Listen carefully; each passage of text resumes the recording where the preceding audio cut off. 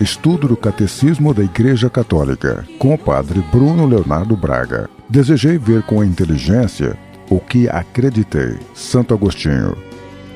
Tuas asas que nos elevam em contemplação.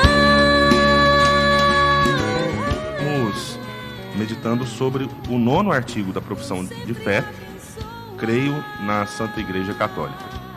E penso que seja importante reforçar uma coisa que eu não falei, acho que em nenhum dos outros programas. O artigo não é só creio na Santa Igreja Católica, mas também na comunhão dos santos.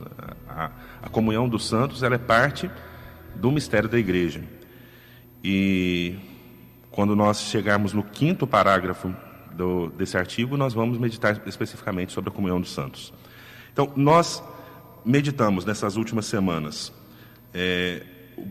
sobre a Igreja nas suas notas fundamentais, a unidade, a santidade, a catolicidade, a apostolicidade, e encerramos essa meditação no último programa.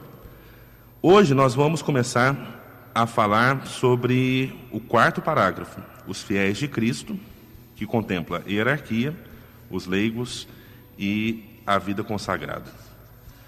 Pois bem, começando este tema, o catecismo, ele recorre ao Código de Direito Canônico para fazer uma definição a respeito de quem são os fiéis de Cristo, que é justamente o título deste parágrafo.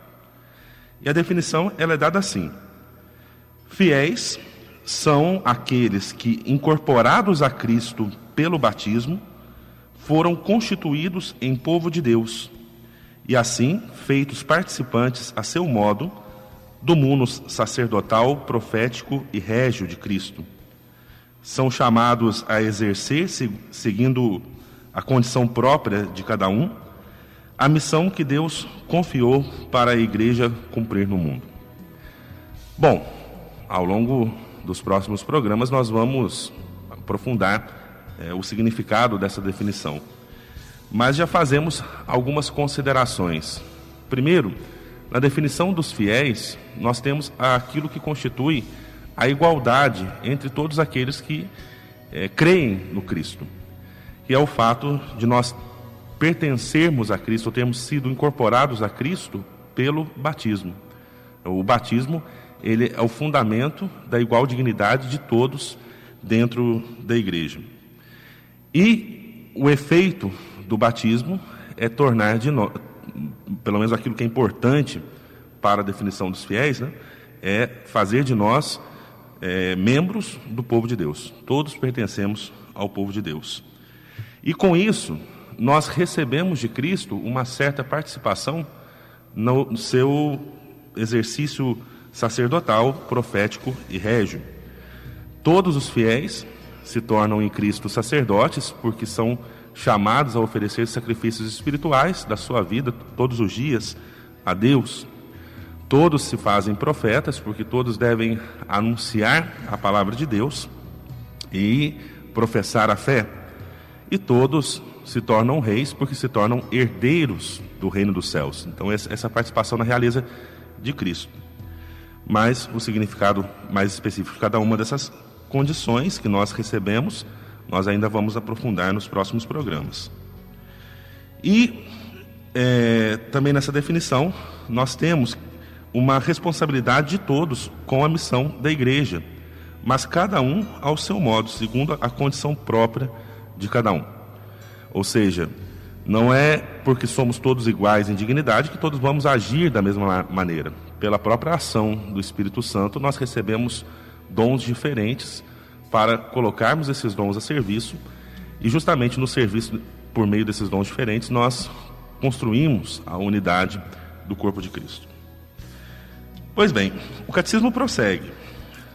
Entre todos os fiéis de Cristo, por sua regeneração em Cristo, vigora, no que se refere à dignidade e à atividade, uma verdadeira igualdade pela qual todos, segundo a condição e os munus próprios de cada um, cooperam na construção do corpo de Cristo. Então, um reforço aqui da igualdade, da dignidade e da responsabilidade com a missão da Igreja, dentro do espírito da unidade que rege a comunhão dos fiéis. Agora, apesar dessa unidade, o catecismo insiste em seguida: as próprias diferenças que o Senhor quis estabelecer entre os membros do seu corpo servem à unidade e à sua missão. Então, se tem alguns que são constituídos para o ministério ordenado, se tem alguns que servem o reino de Cristo como sal da terra, na missão dos leigos, se tem alguns que exercem determinadas funções específicas, tudo isso é para que a unidade da igreja se constitua sempre mais sólida e para que a missão possa ser cumprida de uma maneira sempre mais eficaz. Segue o catecismo dizendo: pois, embora exista na igreja diversidade de serviços, há unidade de missão.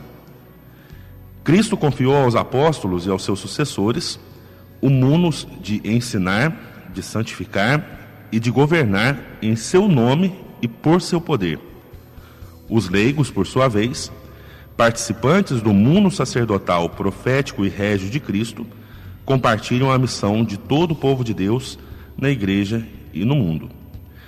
E, finalmente, em ambas as categorias, tanto a hierarquia quanto os leigos, há fiéis que, pela profissão dos conselhos evangélicos, se consagram em seu modo especial a Deus e servem a missão salvífica da igreja.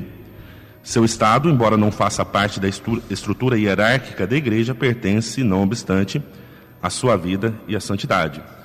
Então, nesse ponto, o catecismo nos mostra que existe a hierarquia da igreja constituída pelos ministérios ordenados, existe a condição do estado de vida laical e existe também, embora não fazendo parte da hierarquia, o grupo daquelas pessoas consagradas, é a vida religiosa.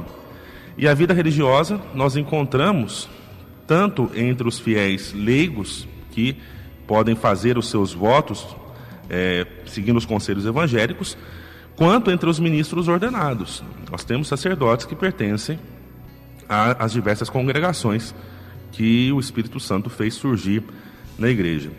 Então, a vida religiosa, ela vem como um sopro do Espírito Santo, atendendo a necessidades específicas da igreja, por isso o Espírito oferta um carisma, e ela, como diz, ela pode penetrar toda a estrutura da vida eclesial. Bom, feita essa introdução, o catecismo vai apresentar a constituição hierárquica da igreja, respondendo a uma pergunta: por que o ministério eclesial? O próprio Cristo é a fonte do ministério na igreja.